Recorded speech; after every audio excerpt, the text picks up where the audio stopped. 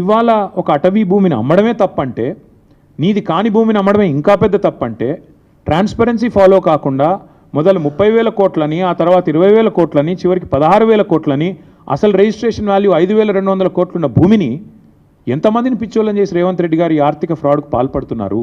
ఇక్కడ ముఖ్యమైన పాయింట్ ఏమంటే, ఈ మొత్తం కుంభకోణం వెనకాల రేవంత్ రెడ్డి గారికి అండగా బ్యాక్గ్రౌండ్లో నిలబడ్డది, ఈ అంతా మేనేజ్మెంట్ అంతా చేసింది ఒక బీజేపీ ఎంపీ. ఆ బీజేపీ ఎంపీ గారికి ఈయన కూడా కొంత అనుచితమైన లబ్ధి చేకూరుస్తున్నారు రాష్ట్ర ప్రభుత్వం ద్వారా. ఎందుకంటే ఇక క్విడ్ ప్రోకో కదా, నేను ఇది చేస్తాను, నాకు అది చేయాలి, అది జరుగుతూ ఉంది ఇప్పుడు.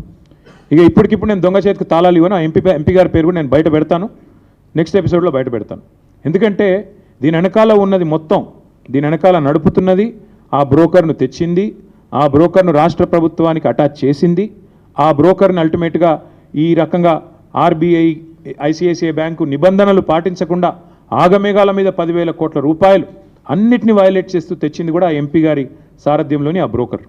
ఎందుకంటే అంత స్ట్రాంగ్ బ్యాకింగ్ ఉంటేనే యూనియన్ గవర్నమెంట్ది ఇంత వేగంగా డబ్బులు వస్తాయి. లేకపోతే 10 రూపాయలు పుట్టాలన్న సామాన్యుడికి దేశంలో 10 రూపాయలు బ్యాంకు నుంచి రావాలంటే 10 క్వశ్చన్లు కాదు 100 క్వశ్చన్లు అడుగుతారు. ఒక లోను శాంక్షన్ కావాలంటే, హోమ్ లోన్ మీ అందరికీ తెలుసు, అందరికీ ఉండే ఉంటాయి ఇక్కడ లోన్లు. హోమ్ లోన్ శాంక్షన్ కావాలంటే ఎన్ని పేపర్లు దస్తఖత్ పెట్టాలి?